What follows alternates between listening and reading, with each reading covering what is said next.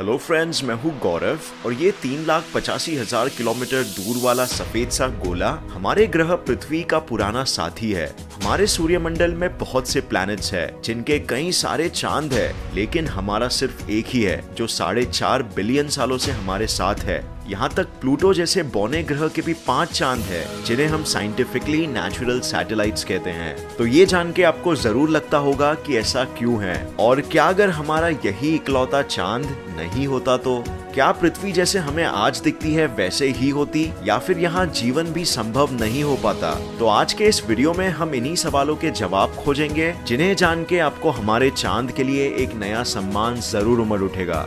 तो सबसे पहले तो आपको पता होगा कि हमारे नजदीकी ग्रह मार्स के पास 2 चांद है और जुपिटर और सैटर्न दोनों के पास 60 से भी ज्यादा चांद है। यूरेनस के पास 27 है, नेपट्यून के पास 14 और जैसे हमने कहा प्लूटो के पास 5। तो ये सभी ग्रहों के पास इतने चांद कैसे हैं? वेल, इसके पीछे ये वजह है कि ग्रहों को चांद यानी नेचुरल सैटेलाइट्स 3 में से 1 वजहों के कारण मिलते हैं। एक वजह है कि कोई दूसरा ऑब्जेक्ट वो ग्रह से टकरा जाता है और उस ग्रह का एक भाग निकल के एक चांद बन जाता है, बिल्कुल उसी तरह जैसे हमारे अपने पृथ्वी के चांद के साथ हुआ। दूसरी वजह यह है कि ग्रह अपनी ग्रेविटी के वजह से किसी गुजरते हुए ऑब्जेक्ट को अपने चपेट में ले लेता है और वो ऑब्जेक्ट उसे ऑर्बिट करने लग जाता है। और तीसरी और फाइनल वजह है एक्रीशन डिस्क्स के द्वारा। आपने अक्सर देखा होगा कि सैटर्न, जुपिटर, यूरेनस और नेपट्यून के रिंग्स होते हैं। ये बेसिकली बर्फ, पत्थर और मिट्टी के पार्टिकल्स होते हैं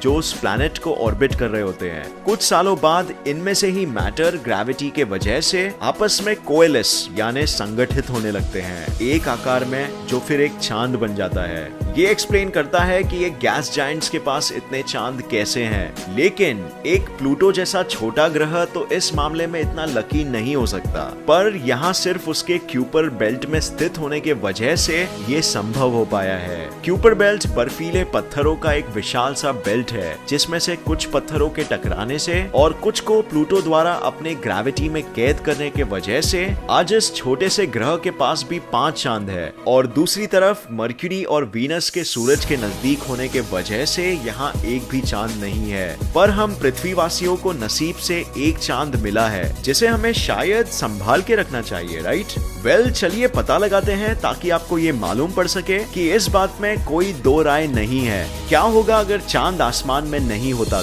तो सबसे पहले तो आप ये बिल्कुल अंदाजा लगा सकते हो कि रातें कितनी अंधेरी दिखेंगी। चांद के बाद रात में दूसरी सबसे चमकीली चीज है वीनस, लेकिन वो हमारे चांद से करीब 2000 गुना कम चमकीली है। तो ये बात तो तय है कि ये ग्रह हमें उचित रोशनी देने के काबिल नहीं हो पाएगी। पर क्या इससे हमें ज्यादा कुछ फर्क पड़ेगा? नहीं, राइट? हमारे पास आज ऊर्जा से चमकते शहर है और हम कुछ ही सालों में पूरे पृथ्वी को इसी तरह रोशन कर सकते हैं। पर चांद का महत्व सिर्फ इधर ही खत्म नहीं होता है, बल्कि अब तो बस शुरुआत है। चांद के बिना पृथ्वी पे एक दिन सिर्फ 6 से 12 घंटों का होता। इसका मतलब आज एक साल में 1000 से भी ज्यादा दिन होते। ये इसीलिए क्योंकि चांद की ग्रेविटी के वजह से पृथ्वी की अपनी खुद की चक्कर लगाने की गति धीमी हो जाती है और काफी समय गुजरने पर दिनों में घंटों का फर्क आ जाता है। इसके अलावा चांद नहीं होने के वजह से टाइड्स यानी समुद्री ज्वारों में भी बहुत फर्क पड़ेगा। हाई टाइड्स और लो टाइड्स में समुद्र का लेवल 1/3 हो जाएगा वो ज्वारों की तुलना में जिन्हें हम आज देखते हैं। इसका मतलब हाई टाइड्स समुद्री तट से सिर्फ इतना पहुंचेंगे और लो टाइड्स सिर्फ इतने लेवल तक ही सीमित रहेंगे।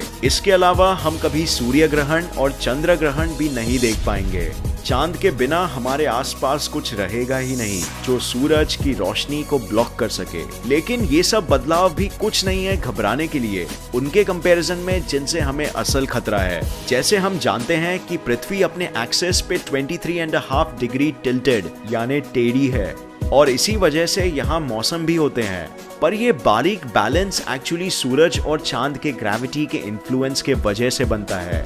अगर चांद को निकाल दिया जाए तो हम सबसे शक्तिशाली पृथ्वी को स्थिर रखने वाले बल को भी निकाल देंगे और इससे होगा ये कि वो बारीक बैलेंस बिगड़ जाएगा और फिर सिर्फ सूरज की ही ग्रेविटी का प्रभाव हम पे बचेगा, जिससे पृथ्वी वॉबल यानी चारों बाजू हिलने लगेगी। सीजन्स यानी मौसमों पर बहुत बुरा प्रभाव पड़ेगा।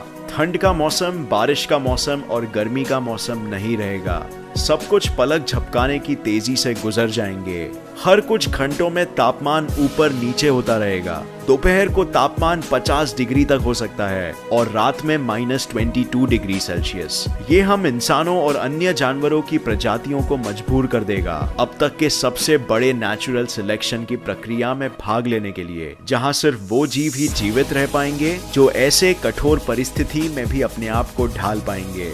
और वैज्ञानिक कहते हैं ये बदलाव ज्यादातर प्रजातियों को खत्म कर देगा, लेकिन शायद हम इंसान अपने आप को बचा पाएंगे। इंसान आज काफी आधुनिक जो हो गया है, लेकिन अगर चांद शुरुआत से ही पृथ्वी का साथी नहीं होता तो फिर क्या बात सेम होती? बिल्कुल भी नहीं। हम यहाँ शायद होते ही नहीं।